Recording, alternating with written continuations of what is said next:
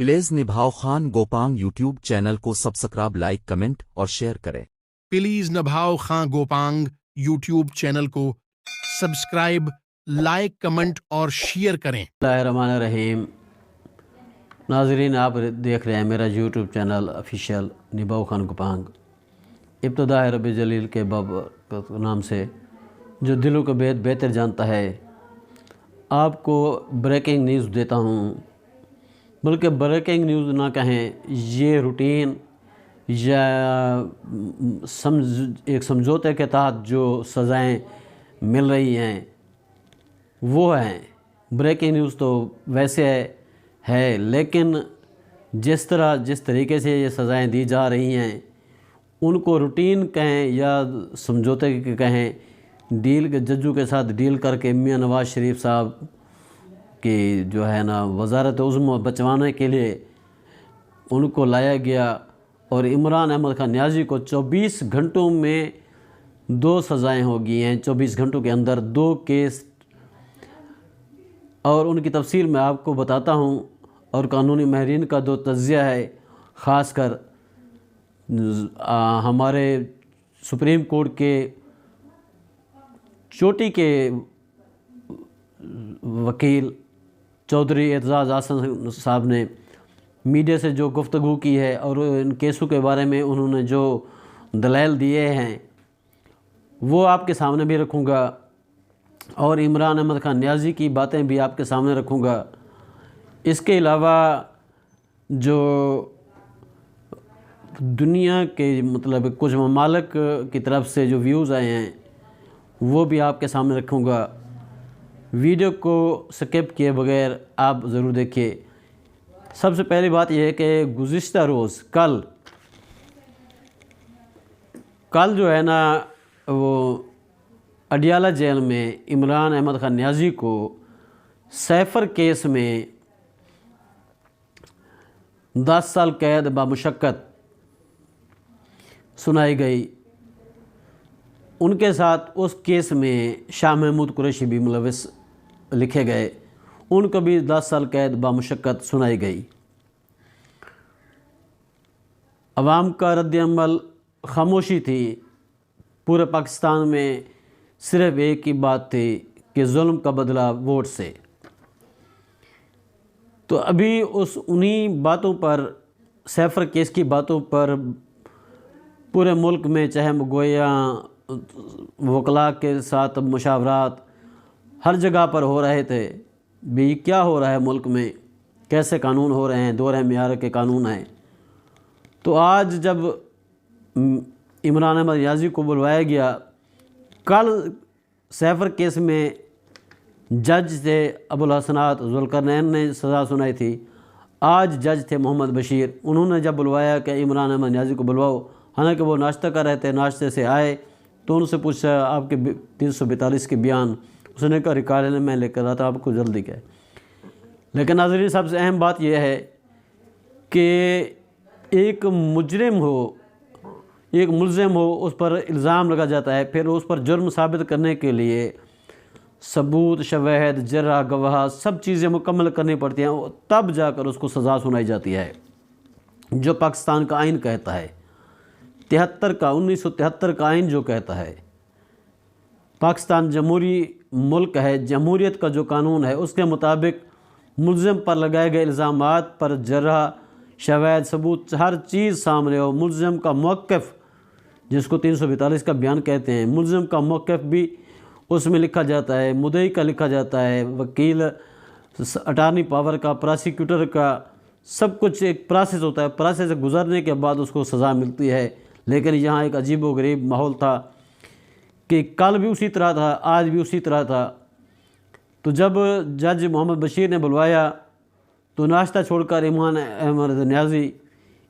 احمد نیازی جب پہنچے Adiala jail court کے اندر، تو وہاں پر توشہ خانہ کیس میں ان کے 342 کے بیان ریکارڈ کیے بغیر ان کو سزا سنائی گئی، جس میں عمران احمد نیازی کے ساتھ اس توشہ خانہ کیس میں ملزمہ ان کی اہلیہ بشرا منیکا، بشرا بی بی، جو بھی نام لے لیں، ان کو بھی ساتھ میں سزا سنائی گئی۔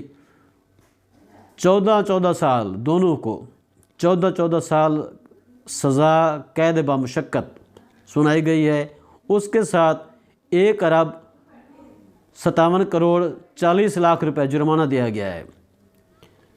1 ارب 57 کروڑ 40 لاکھ روپے جرمانہ بھی لکھا گیا ہے۔ اگر وہ یہ ادا نہیں کریں گے تو اس کے بدلے میں مزید سزا ایکسٹینڈ ہو سکتی ہے، 5-7 سال اور بھی سزا ایکسٹینڈ ہو سکتی ہے۔ یہ جج کی طرف سے انڈیا تھا ایک سزا سنائی گئی۔ تو اس میں عمران خان تو پہلے گرفتار تھے، بشرا بی بی نے آج خود سرنڈر کیا، خود جا کر سپرنٹینڈنٹ جیل کو اپنے گرفتاری دے دی، جو اس وقت اس کے گرفتاری ہوگی۔ عمران احمد نیازی کی ڈبل گرفتاری ڈالی گئی ہے، پہلے ایک کیس میں تھی، دوسرے میں بھی بند، جیسے پولیس کیس میں پولیس کی بندی کہتے ہیں، وہ بندی ڈال دی گئی ہے۔ اور 10 سال کے لیے ہر عوامی عہدے سے تینوں ملزمان کو محروم رکھا گیا ہے۔ تینوں ملزمان 10 سال کے لیے کسی عوامی عہدے پر نہیں آ سکیں گے۔ حالانکہ تینوں ملزمان کو نہ ان کو حق کے دفاع دیا گیا، نہ حق کے جرح دیا گیا، نہ ان کے گواہ، نہ ان کے وکلاء پیش ہوئے۔ حالانکہ ان کے مخالف وکلاء پیش ہوئے، تو آپ پاکستانی سمجھدار ہیں، سمجھ گئے ہوں گے کہ یہ قانونی کیا ہوتا ہے مسئلہ۔ لیکن قانونی ماہرین کا کہنا ہے کہ جو سزا اس دی گئی ہے یہ ختم ہو جائے گی۔ اس پر تجزیہ نگاروں نے، قانونی ماہرین نے یہ کہا ہے کہ جرم ثابت نہیں ہوا، ثبوت شواہد مکمل نہیں ہوئے، اور خاص بات 342 ملزم کا بیان ریکارڈ نہ ہو تو وہ سزا اپیل میں خارج ہو سکتی ہے، ختم ہو سکتی ہے، یا اس میں ترمیم ہو سکتی ہے۔ تو اس پر جب چودھری اعتزاز احسن سے صحافیوں نے پوچھا کہ آپ سینئر ترین وکیل ہیں سپریم کورٹ کے اور بہت مشہور و معروف قانون دان پاکستان کے، آپ کا کیا کہنا ہے؟ تو اعتزاز احسن نے کہا